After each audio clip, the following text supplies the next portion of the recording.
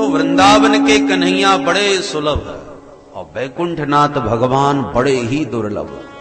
वैकुंठ में तो शेष महेश गणेश दिनेश सुरेश हुजाहे निरंतर ध्यान।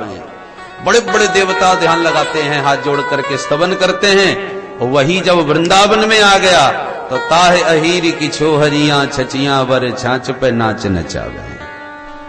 जहां ब्रह्मादिक देवता लाइन में लगे थे दर्शन को, वही तत्व वृंदावन में आज ग्वालनियों की छाछ पर नाचता है।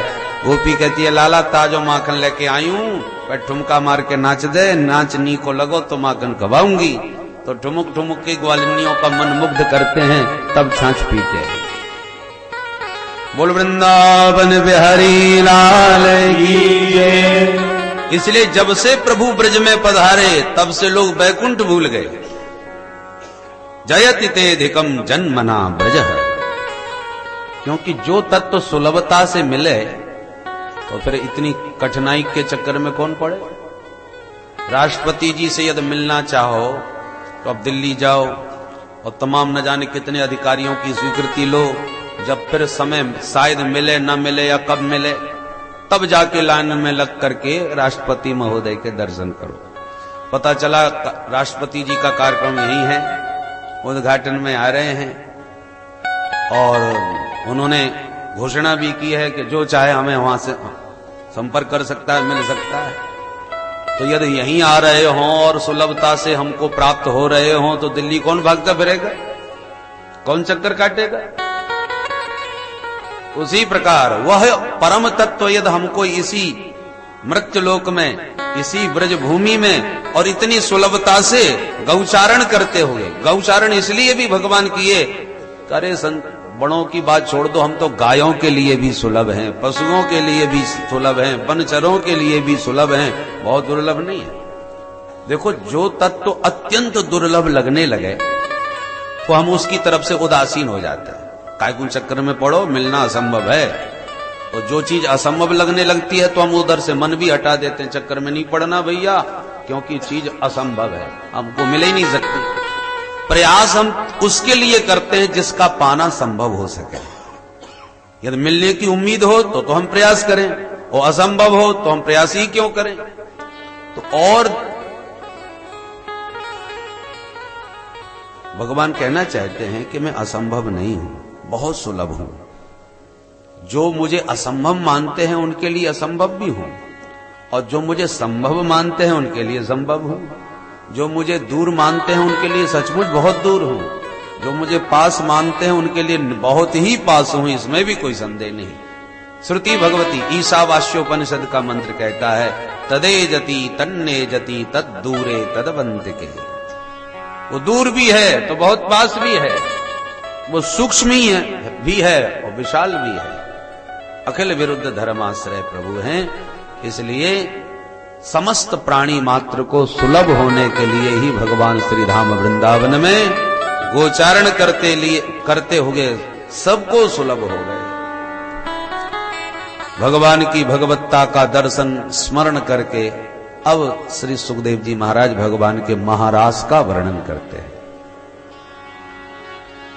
रासलीला क्या है? रसानाम समूहो रास है। रसस्वरूप परमात्मा का रसास्वादन करने की विधि का नाम महारास। परमात्मा रस रूप है। रसो वै सह रसम हेवानम लब्ध्वानंदे भवति। वो परमात्मा, श्रुतियों ने उस परम तत्व को रस रूप बताया है। अब उस रस रूप परमात्मा का रसास्वादन कैसे किया जाए? सबने प्रयास किया। घर परिवार को छोड़ के, शरीर में राख लगा करके, जंगलों में जाकर के जो आंख बंद किए बैठे हैं, काय के लिए? बोले उसी रस को पाने के लिए। बेचारे न जाने कितने वर्ष तक पूरा जीवन लगा देते हैं, फिर भी एक झलक तक नहीं पाते। पर सब लालायत हैं उसे पाने के लिए, उसका रसास्वादन करने के लिए। तो जो रसिक उसका रसास्वादन पाना चाहते हैं, उन्हीं के लिए भगवान का ये महारास प्रकट हुआ है। भगवान जब राम जी बन के आए तो संत सब दीवाने हो गए। सभी राम जी को पाना चाहते हैं, एक हृदय से लगाना चाहते हैं, पर राम जी बोले हम तो मर्यादा पुरुषोत्तम है, हमें सचमुच पाना चाहते हो तो वृंदावन धाम में आ जाओ गोपी बन करके, तुम्हारा मनोरथ पूर्ण करूंगा। तो दंडकारण्य के और चित्रकूट आदि के जो दिव्य संत भगवान के रूप पर मुग्ध थे, वो सब ब्रज की गोपियां बन करके आ गए। दाढ़ी मूछ वाले बाबा दूल्हा सरकार बन के जब भगवान मिथिला में पधारे तो मिथिलानियां सब मुग्ध हो गईं। वो सब भगवान को पाने की कामना करती थी। भगवान बोले तुम भी आ जाओ ब्रज की गोपियां बन के, वो भी सब गोपियां बन गए। तो गोपियां कोई साधारण स्त्रियां नहीं है, सब दिव्य पूर्व जन्मों से भगवान से वचन प्राप्त भगवान के परम रसिक जन हैं। गोपियों के भेद गर्ग संहिता में आते हैं। श्रुति रूपा, ऋषि रूपा, साधन सिद्धा, कृपा सिद्धा, नित्य सिद्धा, गोलोक वासिनी, दंडकारण्य के संत, मिथिलापुर की नारियां, यज्ञ सीता आदि बहुत सारे भेद हैं गोपियों के। गोपी शब्द का अर्थ क्या है? गो कहते हैं इंद्रियों को। गोभिः इंद्रियैः कृष्ण रसम पिबति इति गोपी। जो अपनी समस्त इंद्रियों से एकमात्र कृष्ण रस का ही पान करे उसका नाम गोपी। आंख कन्हैया की माधुर्य मूर्ति का ही आनंद लेवे, कान कन्हैया की मधुर मुरली का ही श्रवण करे, वाणी कन्हैया के दिव्य गुण गणों का ही गायन करे। तो माने हमारी सारी इंद्रियां के एकमात्र उसी रस का पान करती हैं। ऐसी जिसकी भाव स्थिति हो वह प्रत्येक जीव गोपी है। केवल स्त्री समुदाय विशेष नहीं, केवल वो ग्वालनिया मात्र नहीं, आज भी समस्त जीव उस गोपी भाव की स्थिति में स्थित हो सकते हैं। और वृंदावन में उन्हीं गोपियों का साम्राज्य है। चढ़े जब वृंदावन को रंग, तो गोपी भाव सहजई में उपजे, पुरुष भाव होए भंग। कोई भी चला जाए तो दाढ़ी बूझ वाले बाबा बैरागी भी वृंदावन में जाके गोपी भाव में स्थित हो जाते हैं। गोपी भाव क्या है? एकमात्र कन्हैया के दिव्य रस का रसास्वादन करना। नयन उनको ही निहारे, कान उन्हीं को सुने, वाणी उन्हीं को गावे। गली गली में राधे राधे गाते, जय श्री कृष्ण बोलते सब नजर आते हैं। तो सब गोपी भावापन। अरे और की छोड़ो, देवादिदेव महादेव भी जब घुसे वृंदावन में तो गोपी बन करके ही ठुमका मार के महारास में नाचने लगे। आज भी गोपेश्वर बने भोले बाबा बैठे हैं। और गोपेश्वर महादेव का दर्शन करो, चूड़ी बिछिया नथ बेंदा यही सब पहन करके, लहंगा भरिया ओढ़ करके, चुनरी का घूंघट डाले बाबा पक्की छल छबीली गोपी बने घूमते हैं श्री धाम वृंदावन में। तो जब महादेव का ये हाल है तो सामान्य जनों की तो चले क्या।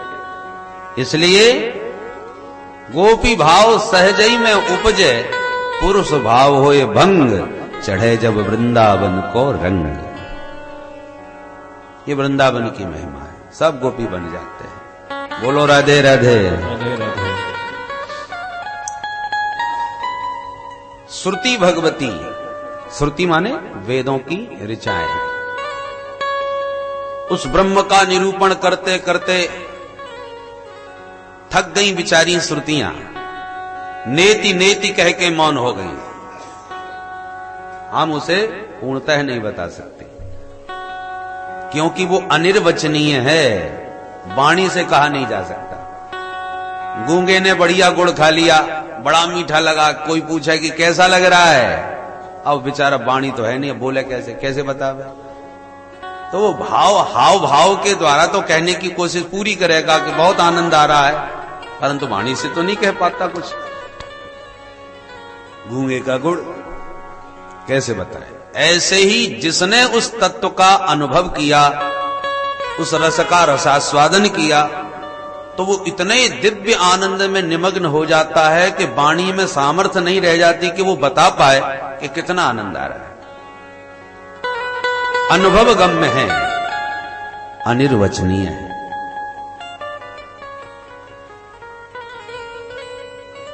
तो फिर उसका वर्णन कैसे किया जाए? बिना वाणी के वर्णन उसको कहते हैं नेति नेति।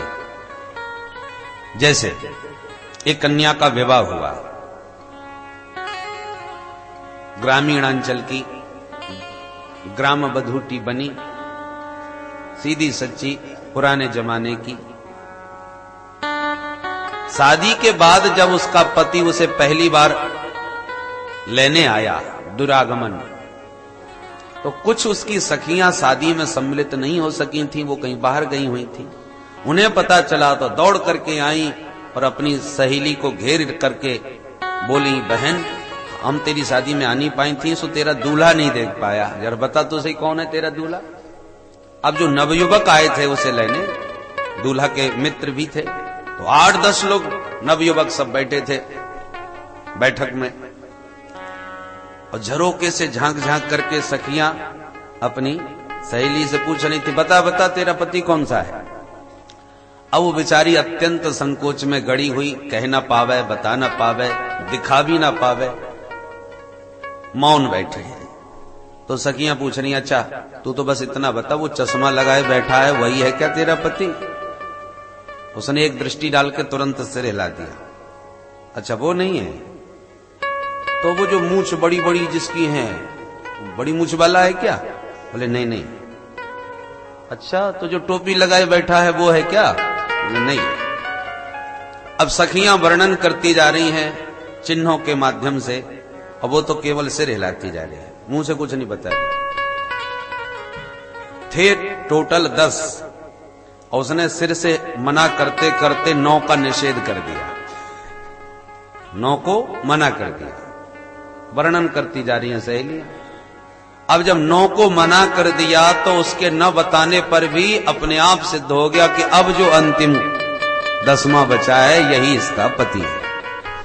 उसने वाणी से तो कुछ नहीं कहा, केवल सिर हिलाती गई, नेति नेति, ये भी नहीं, ये भी नहीं, ये भी नहीं।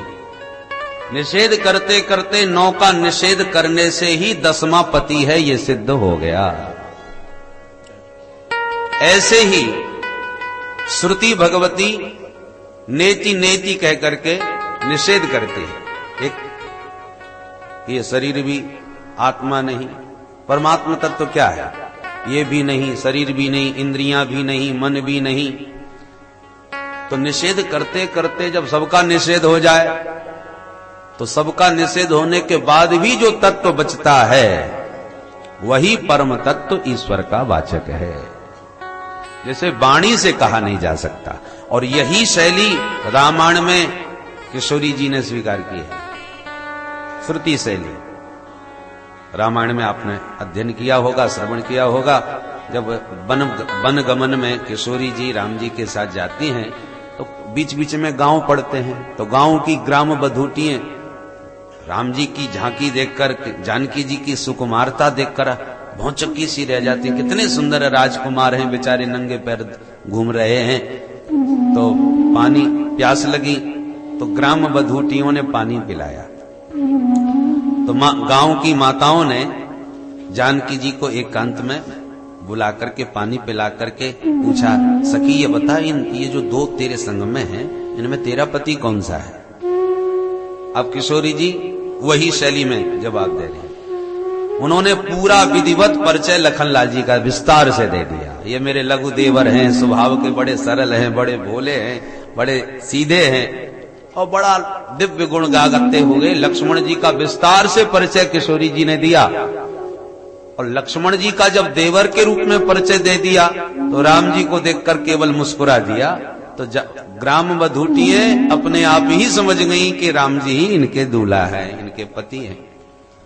तो जैसे लखनलाल जी को देवर बताने से राम जी का पति रूप में परिचय अपने आप ग्राम बधूटियों को मिल गया, वाणी से कुछ नहीं कहा राम जी के बारे में। ऐसे ही श्रुति भगवती ब्रह्म का वाणी से वर्णन नहीं करती, परंतु अन्य का विरोध करती जाती, ये भी नहीं, ये भी नहीं, ये भी नहीं, ये शैली है। तो श्रुति भगवती वर्णन करने में असंभव है उस तत्व का, तो उसका रसास्वादन कैसे किया जाए।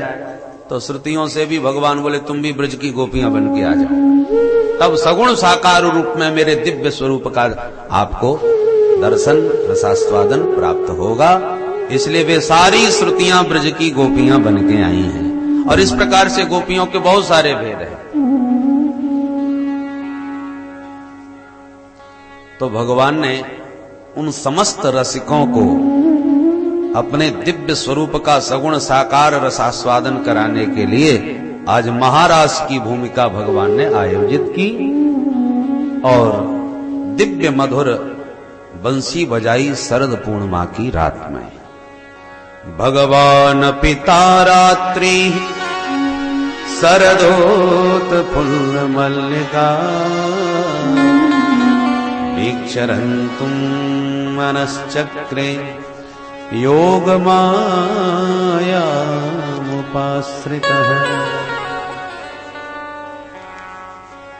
कन्हैया की बंसी 2 बार बजी।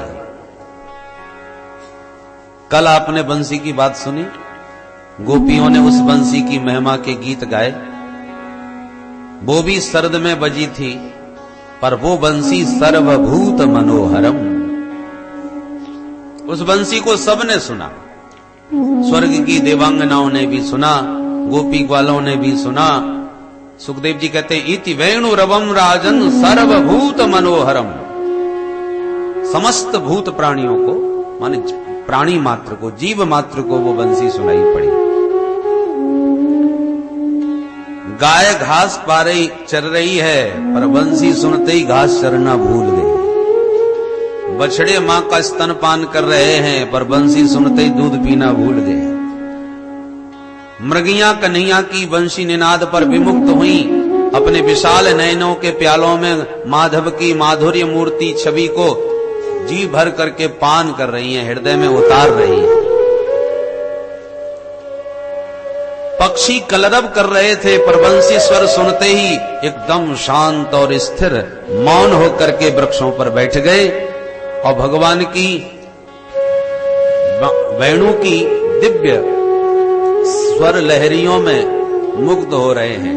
आंख न तो उनकी बंद है और ना ही खुली है, अर्ध निमीलित नयनों से मौन होकर के समस्त पक्षियों ने कलरव बंद करके वेणु रव सुनना प्रारंभ कर दिया।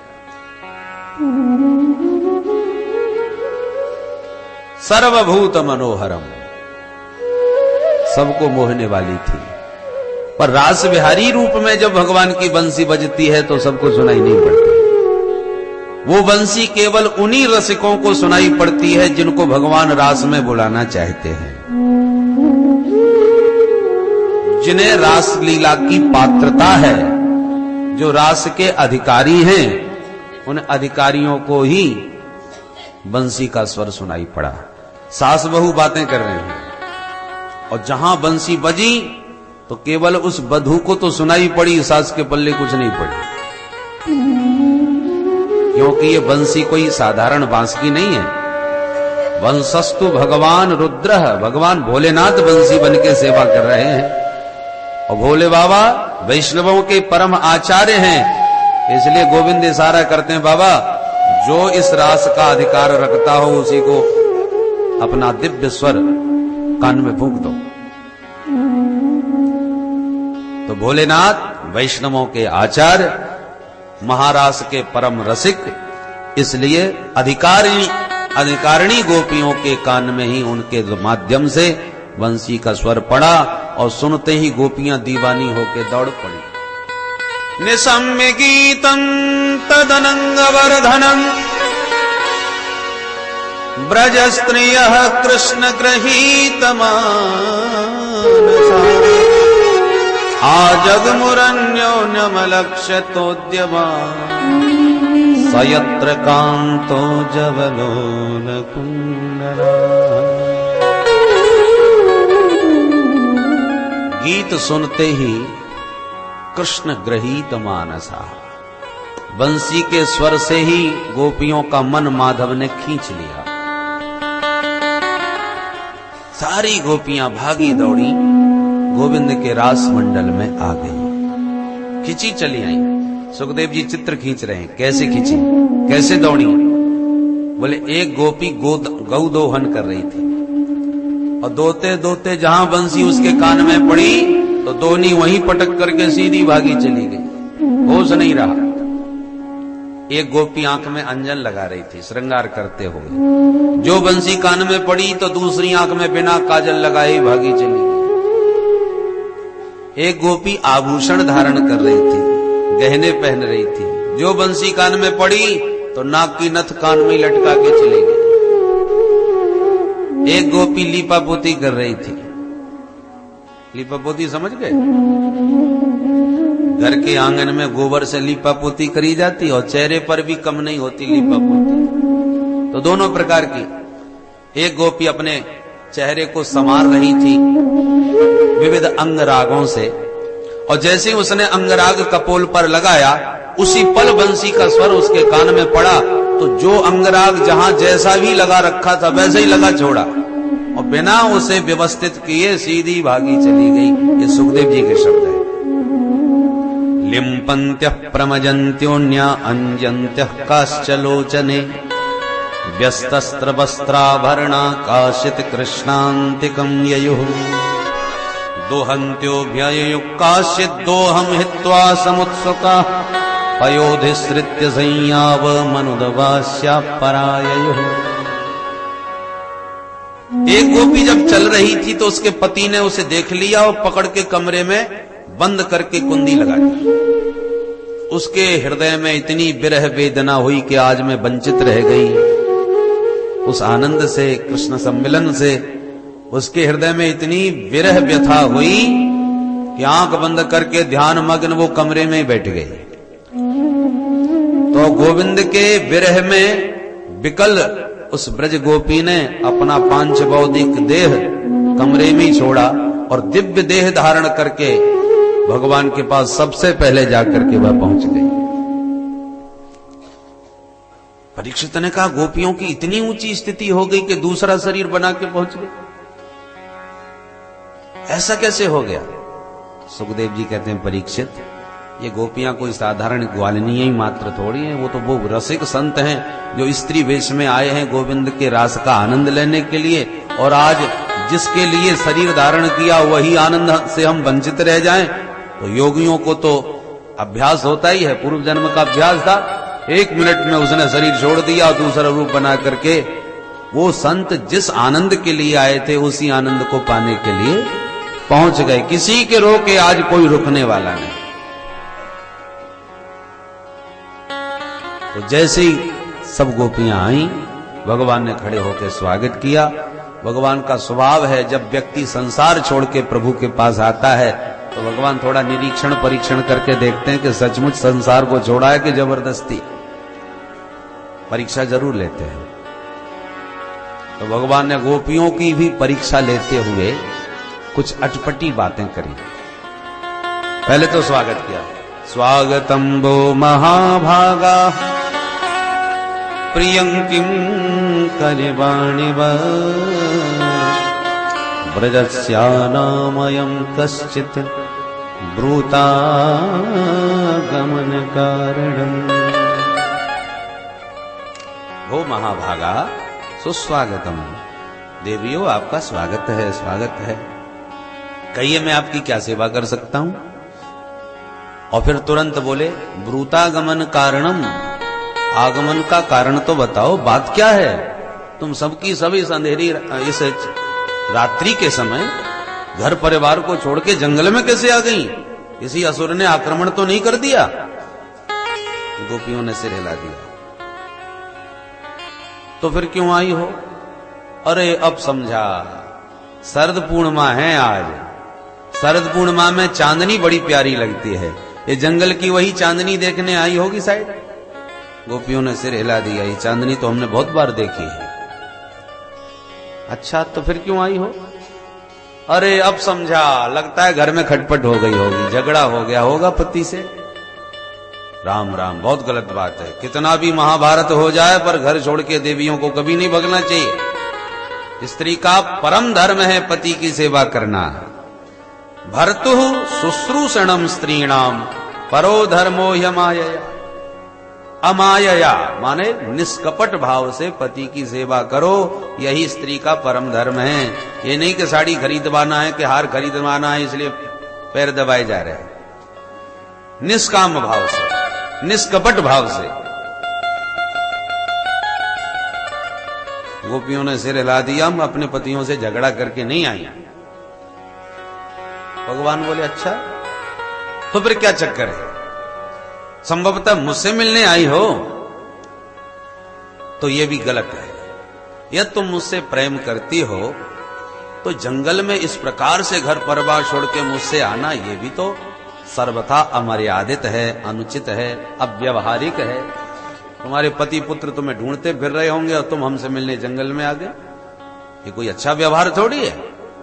यदि मुझसे प्रेम है तो आंख बंद करके मेरा ध्यान कर लिया करो, इतने से संतुष्टि न मिले तो आपस में मेरी चर्चा कर लिया करो, उतने पर भी संतुष्टि न मिले तो आते जाते गौचारण के लिए मैं सुबह शाम जो घूमता रहता हूं, उस समय आते जाते दर्शन कर लिया करो किसी बहाने से। परंतु इस प्रकार से सबकी सब मेरे से जंगल में मिलने आ गई, ये तो बिल्कुल अनुचित है।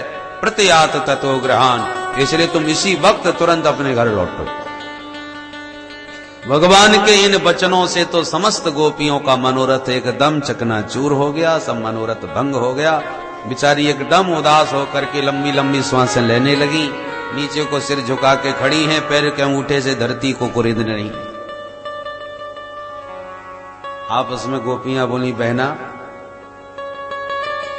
यदि हमने इनको प्रत्युत्तर नहीं दिया, जवाब नहीं दिया, तो ये खड़े खड़े ऐसी प्रवचन हमको सुनाते रहे, चलो इनको जवाब दिया जाए। तब गोपियों ने मिलकर के जवाब दिया। 10 श्लोकों में प्रभु ने प्रश्न पूछा है कि तुम क्यों आई हो, तो 11 श्लोकों में गोपियों ने इस गीत में जवाब दिया है। इस गीत का नाम है प्रणय गीत।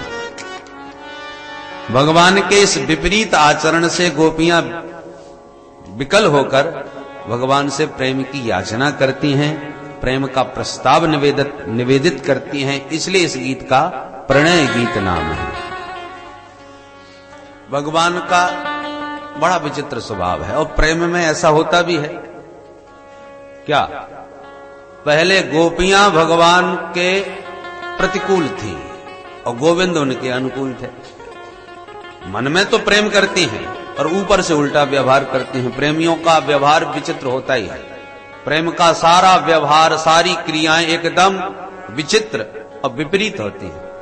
अनुकूलता में प्रतिकूलता, प्रतिकूलता में ही अनुकूलता, और सम्मान में ही अपमान, अपमान में ही सम्मान, सारा उल्टा पुल्टा हो जाता है।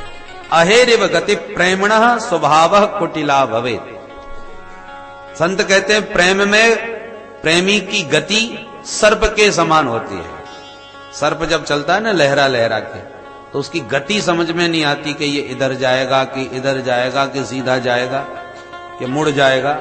उसकी गति जैसे टेढ़ी मेढ़ी होती है, ऐसे ही प्रेमियों का व्यवहार भी विकृत होता है, विचित्र होता है। जिससे आप अतिशय प्रेम करते होंगे वहां औपचारिकताएं समाप्त हो जाती हैं और तू तड़ाक की बातें होती हैं। क्यों रे, तू कहां था अब तक, इतने दिनों में आज शकल दिखाई है तूने। अब ये भाषा हम किसको प्रयोग करेंगे, जो हमारा बहुत अंतरंग होगा, जिसके लिए औपचारिकता व्यवहारिकता सब पीछे रह गई। कोई औपचारिकता की आवश्यकता जहां नहीं रह जाए वहीं ऐसा व्यवहार होता है, और जहां हमेशा उससे हम तू तड़ाक करके बात करते हों और आज अचानक हम कहने लगे आइए महाराज जी आपने तो हमारा घर पवित्र कर दिया, आपके चरण इस घर में पड़े, तो मित्र समझ जाएगा लगता है ज्यादा ही नाराज है। अब व्यवहार में तो वो बहुत अच्छा शिष्ट भाषा का प्रयोग कर रहा है, और मित्रों के लिए और अंतरंग अपने प्रेमियों के लिए यह व्यवहार दूरी का परिचायक बन जाता है, नाराजगी ऐसे दिखाई जाती है। तो उल्टा व्यवहार हो गया कि नहीं। शब्दावली इतनी सुंदर पर नाराजगी है, और जहां तू तड़ाक करके बात करे तहां स्नेह प्रकट झलकता है। यही गोपियां जो खरी खोटी गोविंद को सुनाती हैं, गोविंद को उसी में आनंद आता है। हृदय से तो कहती हैं कि आज हमारे घर आओ गोविंद, हमारा माखन खाओ, पुकारती हैं, और जब खाने आ जाते हैं तो शिकायत करने पहुंच जाती है, जसोदा तेरे लाला ने नाक में दम कर दिया। कितनी विचित्र बात है। प्रेम का यही विचित्र व्यवहार होता है। एक गोपी प्रेम में भरी चली जा रही थी कन्हैया की गली से। भाव यही था कि मैं जाऊंगी तो वो निश्चित नटखट मुझे छेड़ेगा। भगवान उसके मनोगत भाव जानते हैं, अंतर्यामी है। जानबूझ के उसके मनोगत भाव जान के भगवान आए और जाति गोपी का अंचल पकड़ के उसे छेड़ने लगे। तो मन में तो प्रसन्न हुई और ऊपर से आंख दिखाती फटकारने लगी।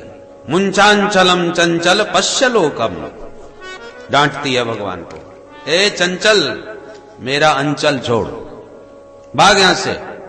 पश्यलोकम, तुझे दुनियादारी का ज्ञान नहीं है। बालोसी, तू बिल्कुल निरा बच्चा है, अबुध है, अज्ञानी है। नालोक ऐसे कलंकम, अरे तुझे लोक के कलंक का ज्ञान नहीं है, मेरी अपकीर्ति हो जाएगी, बदनामी हो जाएगी, तेरा क्या होगा, इसलिए छोड़ मेरा अंचल और भाग यहां से। डांट के ऐसे फटकारने लगी भगवान को, तो भगवान भी अंचल छोड़ के भाग लिए। और जैसे ही अंचल छोड़ के भागे तो बड़ी जोर से हंसती वही बोली, गोपाल गोपालन पंडितों से, हे गोपाल तू गैया चराने में ही होशियार है, हमारे भावों को तू कुछ नहीं समझता, निरा गंवार है। बोलो राधे राधे। ब्रज गोपी कहती है, मुंचांचलम चंचल पश्यलोकम, बालोसी नालोकयसे कलंकम, गोपाल गोपालन पंडितोसी, भावम न जाना से विलासिनी ना। कहने का मतलब यह है कि गोपियों का अंतर मन कुछ कहता है और बाह्य क्रिया कुछ और होती है। तो भगवान ने सोचा मेरा प्रेम तो प्रकट है, जो मैं जानबूझ के इनके घर जा रहा हूं, इनको आते जाते छेड़ रहा हूं, परंतु इन्होंने कभी अपना प्रेम हृदय से प्रकट करके नहीं दिखाया। ये हमेशा अपने प्रेम को सर्वदा गुप्त रखती हैं, तो आज इनका वह गुप्त प्रेम प्रकट करके दिखाना चाहता हूं। अपने मुंह से ये कहें, स्वीकृति दें अपने प्रेम की, तभी इन्हें स्वीकार करूंगा। इसलिए भगवान का विपरीत आचरण हो रहा है। पहले गोपी प्रतिकूल, माधव अनुकूल। आज गोपियां जब अनुकूल हो गई, बंसी की तान पर दौड़ी चली आई, तो फिर माधव प्रतिकूल व्यवहार करने लगे। कैसे आना हुआ, घर में सब ठीक ठाक है, झगड़ा तो नहीं करे आई, जैसे इनको मालूम ही नहीं कि ये क्यों आई है। अब गोपियां बड़े चक्कर में बंसी में हमारा नाम लेकर के तान छेड़ के हमारा चित्त चुरा के बुला लिया, और यही खड़े खड़े हमसे पूछ रहे हैं कि कैसे आना हुआ। तब गोपियों ने ये गीत गाया। गोपियों के 5 गीत हैं, वेणु गीत, प्रणय गीत, गोपी गीत, भ्रमर गीत और युगल गीत। भागवत में ये 5 गीत गोपियों के हैं। प्रणय गीत में प्रेम की याचना गा उठी सब गोपियां। मयिवं विभोर्हति भवान गदितुं न संसम, संत्यज्य सर्व विषयांस्तव पादमूलम्, भक्ता भजस्व दुर्वग्रह मा त्यजास्मान्, देवो यथादि पुरुषो भजते मुमुक्षु। हे माधव, गोपियां बोली, अस्मान मा त्यज, हमारे साथ तुम्हें ऐसा व्यवहार नहीं करना चाहिए। संत्यज्य सर्व विषयांस्तव पादमूलम, अरे तुम्हारी बंसी की तान पर सारे संसार को तिनके की तरह त्याग करके हम भागे दौड़ी आपकी शरण में आई हैं, आपके सन्मुख आई हैं, और आप हो जो हमें उपदेश देना चालू कर दिए। ऐसा विपरीत आचरण हमसे कर रहे हो। चीर हरण आपने किया था, और चीर हरण के समय हमको वचन भी दिया था कि हम तुम्हारा मनोरथ शरद पूर्णिमा पर पूर्ण करेंगे। 1 वर्ष की प्रबल प्रतीक्षा हमने करी, आज बंसी बजा के आपने हमको बुला भी लिया, और जब हम सर्वस्व त्याग करके आ गए तो अब हमको प्रवचन सुनाने लगे, धर्म का उपदेश देने लगे। जब से हम आई हैं एक ही शब्द आपके मुंह से निकल रहा है, चली जाओ, लौट जाओ, भाग जाओ, अनुचित है, अव्यवहारिक है, अमर्यादित है। क्या ये व्यवहार आपको शोभा देता है? अरे आप तो परम माधुर्य मूर्ति हो, आपका व्यवहार भी मधुर होना चाहिए। मधुराधिपते रखिलम मधुरम, जिसका सब कुछ मधुर है, आज उस माधुर्य मूर्ति माधव के मुख से कड़वा करेला जैसा कटु वाक्य क्यों निकल रहा है? ये वचन आपको शोभा नहीं देते। मैं वम का एक अर्थ है चुप रहो, ऐसा मत बोलो। भक्ता भजस्व, हम आपकी भक्त हैं, हमें स्वीकार करो। संस्कृत में भात को भी भक्त कहा जाता है। भात समझ गए? सिद्ध चावल। तो संस्कृत में उसको भी भात कहा जाता है, भक्त। बोलो राधे राधे। राधे राधे। और जैसे भात बनता है ना, वैसे ही भक्त भी बनता है। कैसे? जरा विचार करके देखें। भात कैसे बनता है? बोले मूल रूप से तो पहले धान थी, घर में धान थी, फिर धान को कूटा गया मूसल मार मार के, सो छिलका उतर गया, चावल निकल गया। अब दो विभाग हो गए धान के, छिलका को भूसी कहने लगे और चावल अलग हो गए। फिर चावल को पानी में डाल करके बटलोही में रखकर और आग में तपाया गया, खौलाया गया। जब पानी खूब खौल गया तो धीरे धीरे सिद्ध होने लगा भात। पता कैसे चला कि सिद्ध हो गया? बोले एक चावल निकाल के देख लो, थोड़ी भी कणका नजर आवे, कठोरता नजर आवे तो समझ लो थोड़ा कच्चा है, अभी और सिद्ध होने दो। और बिल्कुल उंगली में पिस जावे, मिल जावे तो समझ लो भात सिद्ध हो गया। चावल अलग अलग दिखना चाहिए तो वो भात ज्यादा अच्छा लगता है। ऐसा नहीं कि इतना उबाल दिया कि बिल्कुल हलवा बना दिया। अलग अलग दिखे वो भात बढ़िया लगता है। ये तो रही भात बनाने की पद्धति। अब भक्त कैसे बनता है, बिल्कुल इसी पद्धति से आप उसे देखें। मूल रूप है धान, ऐसे मूल रूप है जीवात्मा। जीवात्मा का अर्थ क्या हुआ? माया में परिवेष्टित जो आत्मा है उसका नाम जीवात्मा। माया से चिपका हुआ, जैसे छिलका चावल से चिपका हुआ है, ऐसी जीव माया में मिला हुआ है, चिपका हुआ है। माया का मतलब मैं और मोर तोर ते माया।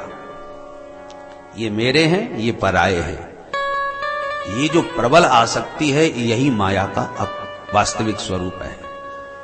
जब जब हम जन्म लेते हैं और जहां जहां जन्म लेते हैं उन्हीं में चिपक जाते हैं, और मरते हैं तो सब छूट जाते हैं। फिर जब अगला जन्म होता है तो पिछले सब भूल जाते हैं और आगे वाले में चिपक जाते हैं। बोलो राधे राधे। राधे राधे। हमारे कितने जन्म हो चुके हैं, अन्य की तो बात छोड़ो, पिछले का भी पता नहीं किसी को। किसी को याद रह भी जाती है पिछले जन्म की, बाकी प्राय सब भूल जाते हैं।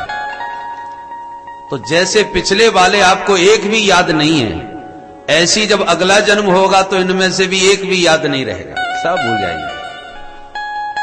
तो जो अनित्य संबंध हैं उन्हीं को नित्य मान करके दिन रात जो हम उनमें चिपके हुए हैं, इसी का नाम है माया। मैं और मोर तोरते माया। जो वास्तव में हमारा है, जो हजारों जन्म बीत जाएं तब भी हमसे छूटने वाला नहीं, वो एकमात्र परमात्मा है। गोविंद मेरो है, गोपाल मेरो है, गाते तो हैं और अनुभव नहीं करते, विचार नहीं करते उस पर। तो जो मेरा है उसे अपना मानते नहीं, और जो हमारे हो नहीं सकते, जीवन भर उन्हीं को मेरा मानते रहे और उन्हीं के लिए भागम भाग मचाते रहे, और बाद में सब भूल गए, सब छूट गए। तो ये जो बलवती माया है उसमें जो चिपका हुआ जीव है, इसी का नाम जीवात्मा है। अब भगवान इस जीवात्मा को अपना भक्त बनाना चाहते हैं, तो कैसे बनाएंगे? बोले पहले तो मूसल मार मार करके छिलका उतारें, तब चावल बाहर निकले। तो माया का जो छिलका चिपका है, जो हमसे छूटे नहीं छूट रहा, तो भगवान छुड़ाते हैं फिर मूसल मार मार के। किसी भी भक्त के इतिहास को देखिए, ऐसा कोई भक्त नहीं जिसने संसार की प्रतिकूलता का सामना न किया हो। भक्त वही बना है जिसे संसार ने सताया है। प्रहलाद जी का चरित्र देख लो, ध्रुव जी का चरित्र देख लो, कलिकाल में मीरा जी का चरित्र देख लो, सूरदास बाबा का चरित्र देख लो। पैदा होते ही अंधे, जन्मांध, खाने के लाले,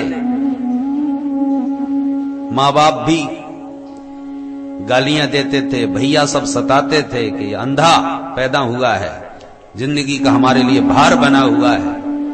सूरदास जी को न जाने कितनी कितनी गालियां देते थे परिवार के लोग। एक दिन पिताजी सत्यनारायण की कथा करके आए सूरदास जी के, तो बड़े आदमी की कथा थी। 2 स्वर्ण मुद्राएं मिली, गरीब परिवार था, खुश हो गए, गदगद हो गए। कपड़े में बांध करके झोंपड़ी में रहते थे लटका कर। चूहा आया, मुंह में दबाया और खिसका के कहीं भीतर ले गया, गायब हो गई मुद्रा। पिताजी ने चारों तरफ खूब ढूंढा, कोई पता नहीं चला। अब अपनी जो गुस्सा थी कि इतनी मुद्राएं थी, बड़ा हाहाकार मच गया पूरे परिवार में। 2 मुद्राएं हमारी खो गई, उनके लिए तो बहुत बड़ी ये संपत्ति थी। और वो सारा आवेश, सारा क्रोध सूरदास जी के ऊपर उतर गया। ये अंधा ऐसा पैदा हुआ, इसने हमारा घर बर्बाद कर दिया। सूरदास जी बोले, मैं बता सकता हूं वो तुम्हारी मुद्राएं कहां हैं। तूने चुराई? बोले चुराई नहीं मैंने, पर मैं ज्योतिष जानता हूं, मैं बता सकता हूं। अच्छा बताओ कहां है? तब बताया कि वो एक शर्त पर बताऊंगा। क्या? बोले स्वर्ण मुद्रा मिल जाए तो फिर मैं विरक्त हो जाऊंगा, घर छोड़ दूंगा, मुझे छोड़ना पड़ेगा, त्यागना पड़ेगा। पिता ने कहा तू कल भग रहा हो तो आज भग जा, पर मेरी मुद्रा बता जा। तब कहा कि जाओ, जहां आपने रखी थी उससे उत्तर की ओर थोड़ी दूर पर चूहे का बिल है, उसी में। जब देखा गया तो सचमुच मुद्रा निकल गई। माता पिता परिवार बड़ा आश्चर्य में पड़ गया, ये तो अंधा है, गजब का इसने, इसको ज्ञान है, इसने बता दिया कि कहां उस बिल में मुद्रा मिली। इसके गुण का तो बहुत लाभ लिया जा सकता है। तब बोले नाना बेटा तू तो बहुत बुद्धिमान है, बहुत समझदार है, तू घर में ही रह, कहां अंधा है, कहां भटकता फिरेगा। बोले नहीं पिताजी, हमने वचन लिया था, अब नहीं रुकेंगे। सूरदास जी निकल गए। मैंने कितना कितना कष्ट उठाया, अंत में घर छोड़ के ही भागना पड़ा। सूरदास जी का भी चरित्र श्री तुलसीदास बाबा का, पैदा होते ही मैया मर गई, पिताश्री पधार गए, जिस दासी ने पाला वो भी पधार गई।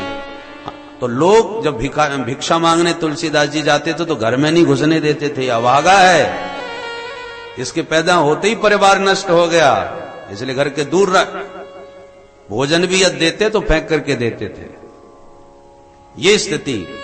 तो भक्त वही बना है जिसने संसार के मूसलों का प्रहार सहा है। तो जैसे मूसल मार मार के छिलका उतर जाता है, चावल निकल जाता है, ऐसी भगवान जिसे भक्त बनाना चाहते हैं, संसार की प्रतिकूलताएं इतनी देते हैं कि उसे अपने आप ही संसार छोड़ देता है या उसका संसार चित्त से निकल जाता है। संसार का असली चेहरा उसके सामने आ जाता है, इसलिए वो विरक्त हो जाता है। पर एक बात समझने की है, चावल का एक नाम है अक्षत, संस्कृत में उसे अक्षत कहते हैं। अक्षत का मतलब क्या होगा? जो क्षत ना हो, वह टूटे नहीं, अखंडित होना चाहिए। टूटे चावल थोड़ी अच्छे लगते हैं, साबुत चावल उसका मूल्य होता है। तो ठाकुर जी प्रतिकूलता तो देते हैं, प्रतिकूलता के मूसल तो देते हैं, पर मूसल ऐसे मारते हैं कि चावल न टूट जाए। माने संसार का तो विरोध, पर इतना ज्यादा यदि विरोध होने लगे तो व्यक्ति टूट भी सकता है। अरे राम राम, कैसा संसार है, पता चला इतना दुखी हो गया कि आत्महत्या कर बैठा, तो चावल टूट गया। तो भगवान प्रतिकूलता तो संसार से देते हैं और अपनी कृपा की अनुकूलता का सहारा भी देते रहते हैं ताकि यह टूट ना जाए। और इस प्रकार से जब संसार छूट जाता है, चित्त से निकल जाता है, तो समझ लो छिलका उतर गया, चावल निकल गया।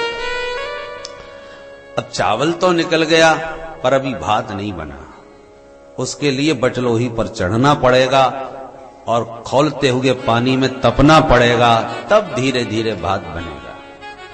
ठीक इसी प्रकार से जब संसार छूट जाता है और वह जीवात्मा विरक्त हो जाता है, तब भगवान की कृपा से किसी संत सदगुरु का उसे आश्रय मिलता है। बिनु हरि कृपा मिले ही नहीं संता। ठाकुर जी ने कृपा करी, संसार छोड़ा दिया और किसी सदगुरु का सहारा दिला दिया। तो सदगुरु के सानिध्य में जब सत्संग किया, मंत्र दीक्षा ली, भगवान को पाने के उपाय सदगुरु ने समझाए, तो प्रभु को पाने की विकलता जो भीतर उत्पन्न होती है, भगवान के सम्मिलन की जो उत्कट उत्कंठा उदय होती है, वही वो आग है जिस आग में ये भात तपता है, सिद्ध होता है, जिसको कहते हैं बिरहाग्नि। भगवान के बिरह की जो तड़प है, वही तड़प, वही उत्कंठा जीव के भीतर उसे भक्त बनाती है, भात बनाती है। भात बन गया, ये पहचान क्या? बोले चावल को टटोल के देखो, जब तक भीतर थोड़ी भी अहंकार की कणिका शेष है, मैं कुछ हूं, तब तक समझ लो अभी कच्चा भात है, सिद्ध भात नहीं हुआ। सिद्ध भात तो तब है जब एकदम चिपक जाए अंगुली में, बिल्कुल भी कठोरता भीतर न रह जाए, तो सिद्ध भात हुआ। उसी प्रकार भगवान के विरह में तड़पते हुए उस भक्त के भीतर अपना अस्तित्व बिल्कुल भूल जाए, अपने आप को बिल्कुल मिटा दे, जब तक मैं पना रहेगा कि मैं हूं, तब तक कमी रहेगी। और जब हरि के प्रेम में भीतर बाहर एक हो जाएगा, तो अपना अस्तित्व मैं पना बिल्कुल खो जाएगा। जब मैं था तब हरि नहीं, अब हरि है मैं ना, प्रेम गली अति सांकरी, या मैं दो न समान। मैं पना रहेगा तब तक कमी रहेगी, और तृणादपि सुनीचे न। भक्ति की ये विशेषता पहचान है, जितना उच्च कोटि का भक्त होगा, स्वभाव में उतना ही विनम्र और अकिंचन हो जाएगा। हनुमान जी के समान सकल गुण निधान, दिव्य गुण गणों के भंडार। और जब लंका में विभीषण जी ने पूछा आपका परिचय, तो कितने अकिंचन बन के परिचय दिए। अरे विभीषण भैया, तुम तो बड़े महान हो, पुलस्त ऋषि के नाती हो, विश्रवा के पुत्र हो, और इतने भजनानंदी हो, परंतु हमको देखो, कपिल, हम लोग तो कपी जाति के, माने बंदर है, स्वभाव से चंचल है, नटखट है। हम लोगों का सवेरे सवेरे कोई नाम ले, उसे भोजन भी नसीब नहीं होता, ऐसे अभागे हैं। प्रात ले जो नाम हमारा, प्रात ले जो नाम हमारा, तेहि दिन ताहि तेहि दिन ताहि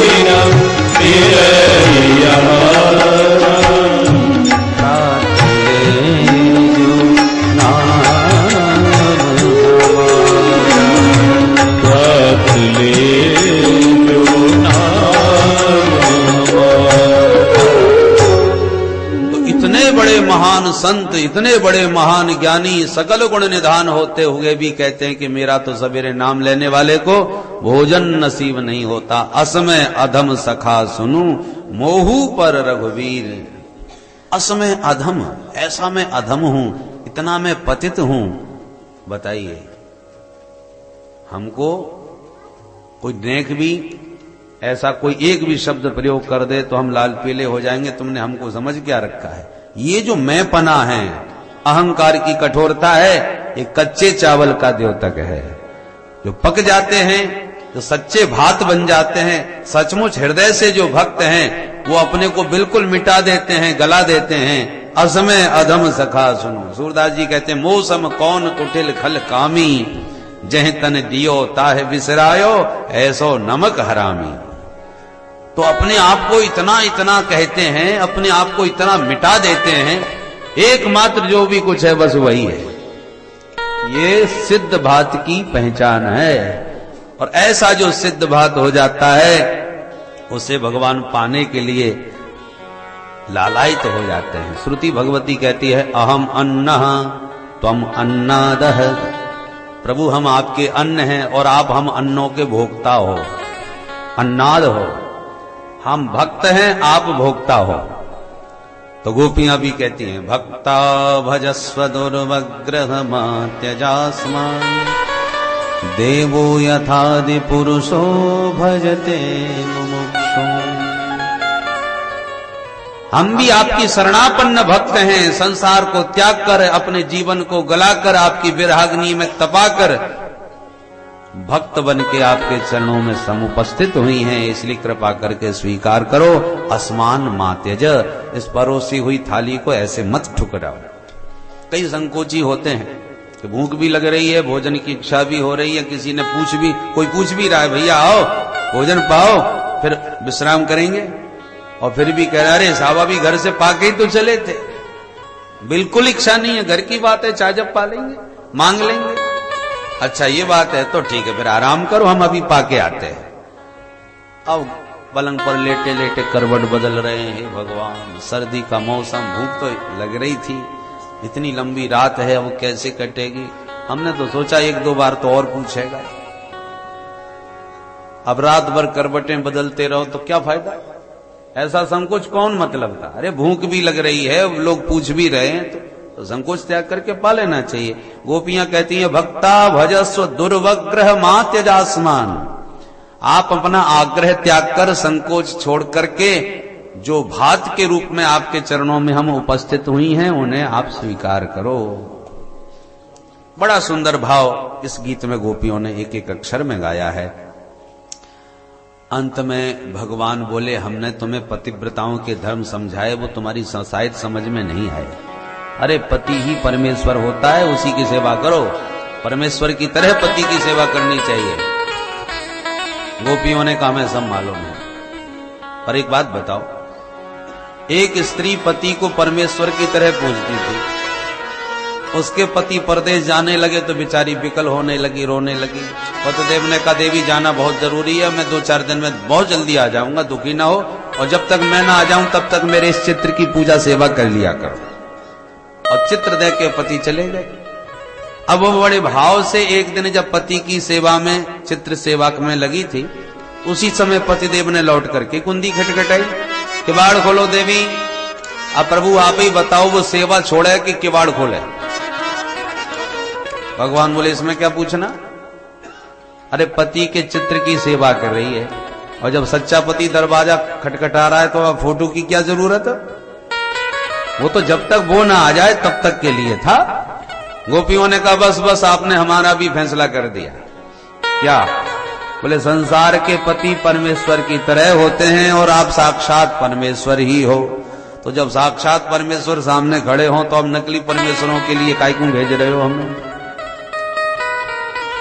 मीरा जी कहती है, ऐसे पति को बरे जो जन्मे और मर जाए, बरबरिए गोपाल जी मारो चुनरो अमर भय जाए। तो पाती रक्षती की पति, प्राणी मात्र के एकमात्र पति जगतपति हैं। इसलिए प्रभु अब हम आपको छोड़ के घर लौटने वाली नहीं।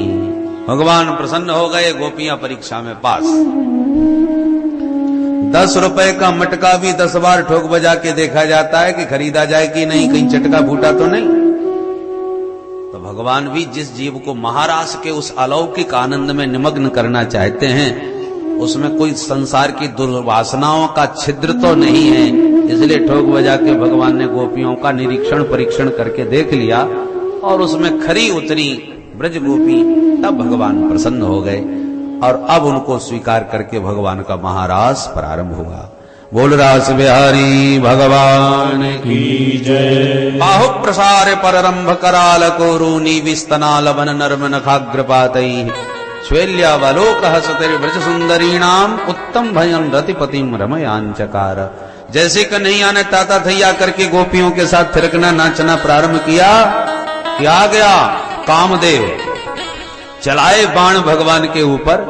वशीकरण, उच्चाटन, मोहन, स्तंभन, उद्दीपन, 5 बाण प्रमुख हैं कामदेव के। 5 बाणों का प्रयोग प्रभु पर किया। परंतु भगवान में कहीं कोई विकृति, कहीं कोई विकार कामदेव नहीं जगा सका। तब कामदेव भगवान के चरणों में गिर गया कि प्रभु एकमात्र यदि संसार में कोई अच्युत है, अच्युत मतलब नच्यवती स्वरूपात, जो अपने स्वरूप से कभी विचलित नहीं होता, अखंड एक रस, एक आनंद में जो सर्वदा स्थित रहता है, वो अच्युत है। वो नाम कामदेव ने आज भगवान को दिया।